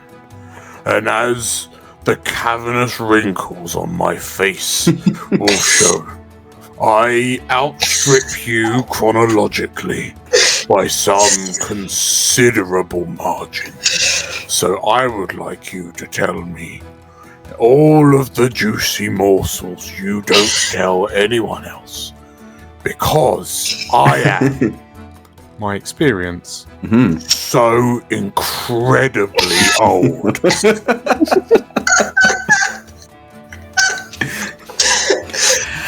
And what would you like to do with this experience of being so incredibly old? I am attempting to convince this bottom to tell me all of the little secrets that he knows, that he's not allowed, that the mayor has told him not to tell others. Okay. Like perhaps what was discovered that caused the mining to stop, why explorers are being called. You know, I'm pulling rank, but for goblins that is just like, how old are you? Yeah. And yeah, I think I'm. Listen to me, you little whelp. Tell me. Yes. I'm older than the fucking hills. Zerathane and I. Internally, I'm thinking Zerathane and I. He's Zerathane, the god, the undying, is only a little bit older than me. I will say, I would usually say roll a presence with this, but I'm actually going to roll because you're so old and you know the rules of goblins. Yes. I would like you to roll a knowledge with your experience. Okay. So I'll spend my hope to add +3 for so incredibly old. And have I got anything? Have I got anything else? Do I want to torment this officer with my words? That is something I can do. I mean, you've done it to everyone else, so Yeah. You've been doing it all session. I'm just have I got any warlock bits? Can I use my domains of necromancy and patience here? I don't think so. No, I think I'll just raw dog it. Right, boom. 12 with hope. 12 with hope. Yeah, I mean, it doesn't take much. This man is very impressed with, obviously, you being a much more older goblin. Yeah, he's not really intimidated. Tell me your wisdom, oh, old one. And like he's also like quite excited, sort of like about it. And he's just like, oh well, okay, goblin to goblin. I mean, I'm giving him the Hector Salamanca look. ding ding ding ding. So you didn't hear this from me, but we have been told that there's actually an old temple in the cliff face, and it's so important that we don't have evil outsiders, and I trust you, the an evil outsiders. I believe that you can be trusted with this secret. That this living fossil just with a hood over him, a very it's the most evil silhouetted hood. Yeah. with his 3 mates in the background. He said, well, you see, this temple is very important. I will be honest, I don't know it's important, but it may have very old relics that might be very important to Avamore. So that's why they're bringing explorers to go and excavate this temple. However, we were told to block up the entrance, so that is thick as thieves. You cannot get in there. But I know from the mayor himself that he actually has his own magical entrance into the temple. That he keeps locked away in his house. And who exactly told you to block it up? Well, the mayor did, of course. The mayor had very specific Avon that there could only be one very secretive, very magical entrance to the temple. But I'm sure if you go and talk to the mayor, he might be able to help you. Very well. I know at this, and I'm gonna count that as to being complete because you rolled what I needed with a hope. He tells you that round about this time of day, the mayor is at home. He is at home having his dinner, and this is a perfect time probably to go and introduce yourself because he loves to have visitors for dinner. Okay. I thank Butterbottom. I might have nodded off. I feel like Fudd. Sorry, go on. Go on. No, you go ahead. Fudd was definitely standing there. Whether any of the information went in is a different story. But house, magical entrance, mayor. There's Maybe this- dinner stuck out because he's been eating scones this entire time. Thud, Well. while you were sort of you could only just pay attention to very prominent words during this conversation because your interest was gazed upon this small creature that's got this little kind of grey hood on his head and a big shield that he's sort of like it was not even a big shield, it's a little a backpack on a small dog, like those tiny backpacks on a dog. It looks like for sort of visual purposes, he looks like a beaver, like as round and as fat as a beaver, with the sort of flat tail, but he has like the nose of an aardvark, and you can only guess that this is probably Mr. Snuffles, who they told you at the bar. He's so cute. And he's just what name? What Mr. species Snuffles. is this? Not What's the species name? the species name. We will tell the community. Be a community creation. It could be a community creation. But hang on. It's a community creation and then an Abe version of the community equation. Yeah, important, very important. What would have Abe written in his little notebook to say what this creature is? It would be called Snuffleupagus. a Fat little bastard. A round man. No, Little round man. I got the wrong accent. It will be a long-nosed thumper. A long-nosed thumper. And that's exactly what it is. So Fudge. But also in the community, let us know what you think this little creature should be called. I feel like far away across the land, Abe has a vision. It's a long-nosed thumper, that is. I haven't thought about one of those for a while. Oh, they're great in a sandwich. That's what I do. So yes, you know where the mayor is. You know he's at his house having his dinner, and he is very happy round for tea. So is there anything else you would like to do in the bar, or would you like to head over to, because obviously it is now sort of dusk, like the sun is setting, beautiful sort of sunrise with a deep red that sort of goes over the horizon, and yeah, head over to the mayor's house. Yeah, and it literally is so easy because it's just back of the giggling goose. I have a question. Hmm. As everyone's like we're going off, that's fine. But in terms of like the villagers, have I spotted anyone with the prized Snadger bear at any point between?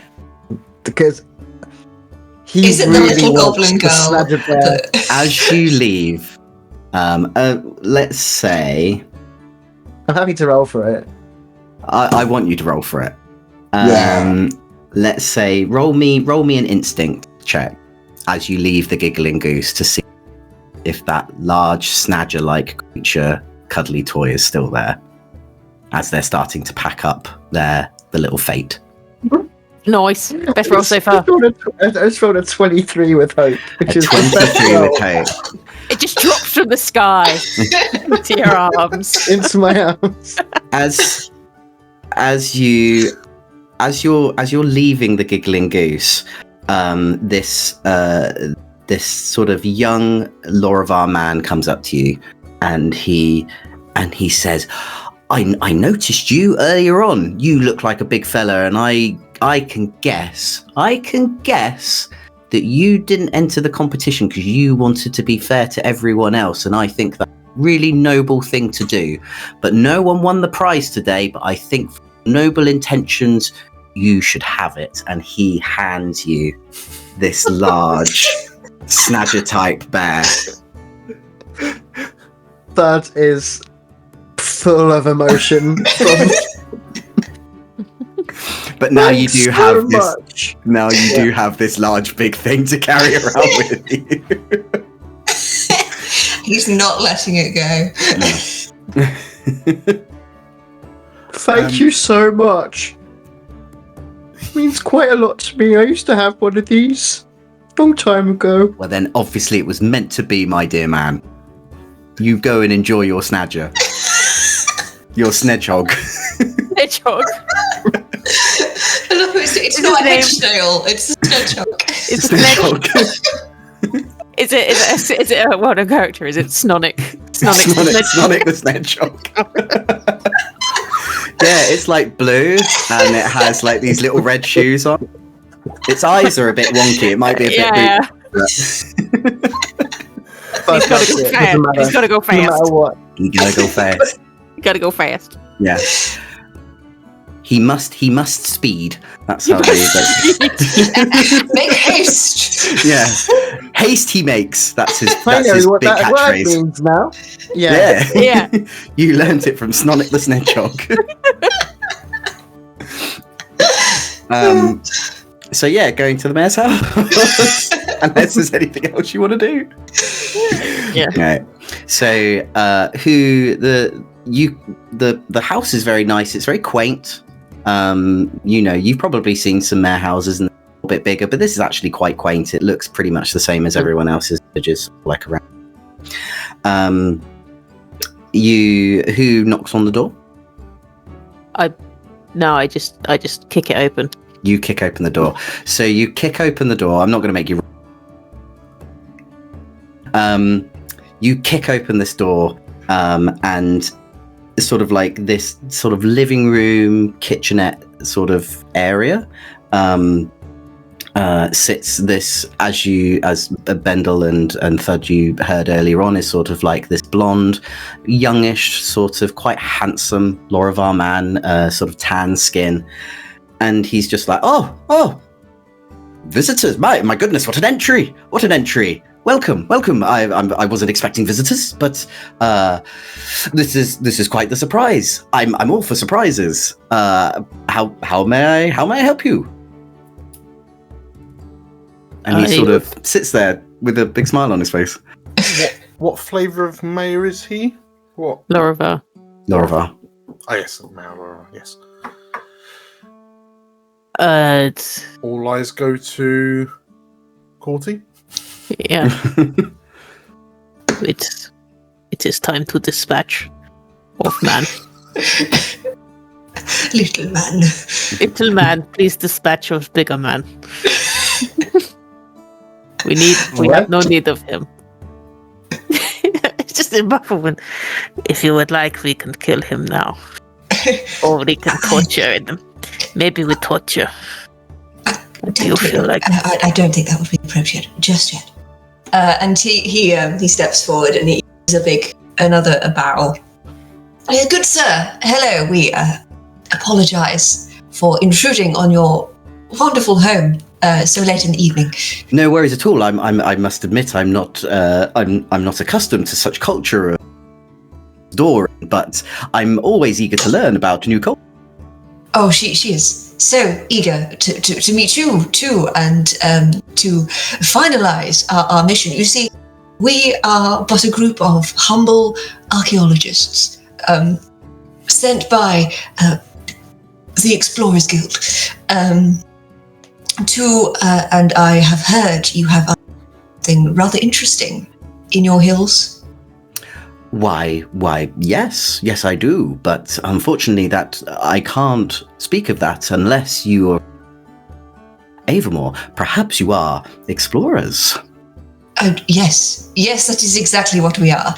Give me a deception check. Give me a presence to deceive that you are. His shining eyes and his deeply disconcerting smile don't tempt you. No. Well, they might. I mean, can I use my experience, everyone's friend? Yeah, sure. I think I can also still use my community if you want to, because it doesn't say it's limited to how often I use it, and I can spend the hope. So it says one. Oh no, that's a different one. Doesn't say that on my community card. How much hope have you got? Yeah, you have to spend 2 hope to do it. No, I know. I've got loads of hope. He's got loads I rolled 3 hope recently, so Go for it then. Yeah. So if you want to add a D10 to your roll as well, Georgia. Thank you. And I think the way he'll give advantage, be like, yeah, real strong explorers. I feel like he's been forced by everyone to leave Sonic the Hedgehog on the step outside, so he doesn't have. Yeah, he's there for when they finish the mission. He'll come back to him. So he's just like, we explore things, and fight things when we need to, right? Yeah. Pat your elbow. Yes. There is the most strained rictus grin from Bendel. Oh, it's a crit! Oh. Crit. Polite is great. We are the most exploratory explorers you've ever seen in your life. We're so exploratory. We've got so many hopes in this one list, in this one game. Hope. With a crit, his eyes just like light up and go, of course, why would I even question it? Of course you're explorers. I mean, we wouldn't need documentation. I mean, look at us.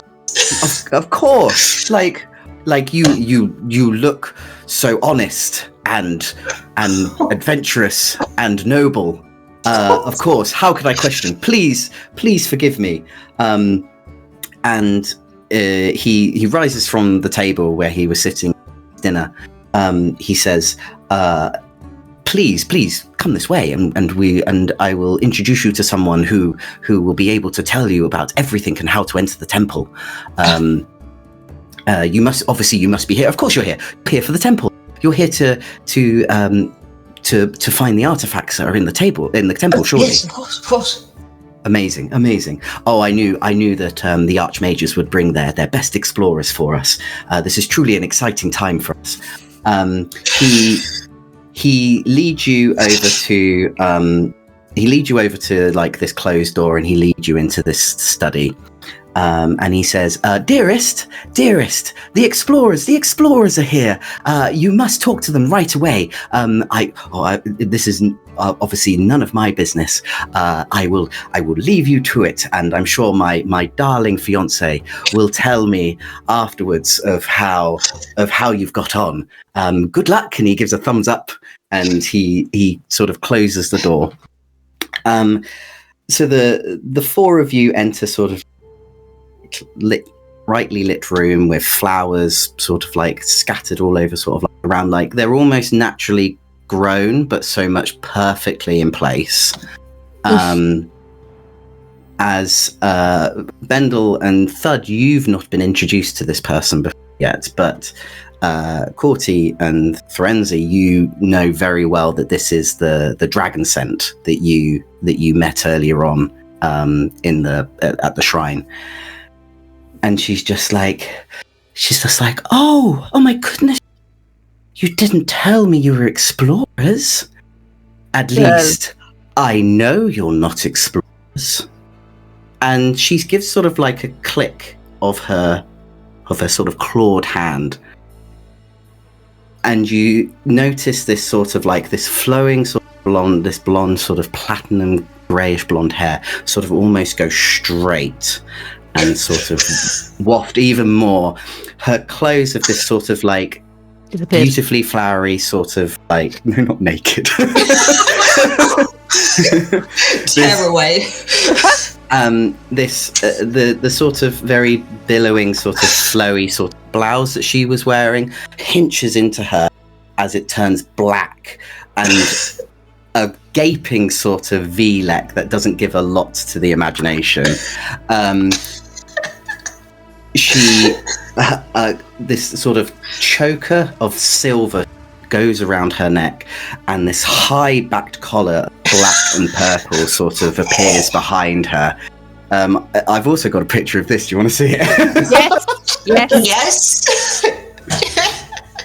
You are speaking to the audience next. We all want to see Dragon Mummy right now. Abominations. I'm waiting. There we go. As you see her sort of sitting, both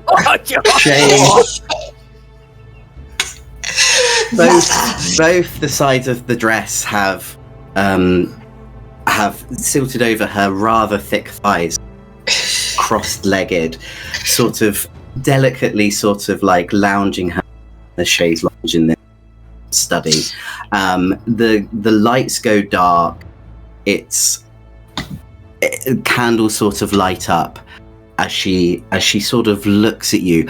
Miraculously, thicker eyeshadow appeared on her face as she looks at the four of you, and she says, I know that you're not adventurers. I know that you're not explorers. I know that my husband sent you. And that taste that you originally had of that steel and musk that you usually get from Hex's house wafts around this woman. I would like to make a deal with you, and maybe we can find this artifact together. And we will leave it there until next time. I'll sell my soul to her. So if you like that, we're wife. We're gonna play a bit more. So if you liked that, make sure, and you want to find out how they do in this temple, who is this dragon sent, you can click subscribe to find out when we actually, I found out this really weird thing when now, and they say subscribe, the subscribe button lights up. So I'm going to say subscribe again and subscribe again and subscribe again, so it just lights up like a little caramel dancing video. But make sure you click it enough times that you are still subscribed when you finish. Yeah. So on off. So if you've enjoyed this, if you've enjoyed our playtest, make sure to hit the like button, hit the bell to know when we release the next episode of this. It may be just one more episode. If these guys fanny about even more, another episode. I'm having fun. I hope the guys are having fun. So yeah, hit subscribe. We've got plenty of others. We're obviously doing our big campaign, which streams live every Monday from 7 UK time, and then there's lots of other stuff that we've also got on the channel as well. So if you're enjoying this, I've DM'd another Daggerheart session, which can live stream chats. I've also I've GM'd a Game of Dread, and I've GM'd Pugmire, which I did earlier this year, and obviously a good majority of the games are obviously run by our wonderful GM Dan. So yeah, lots to see on the channel. But if you've enjoyed this, come back again when we release the next half. Until then, we'll See you next time. Bye. Thanks, mate. Bye.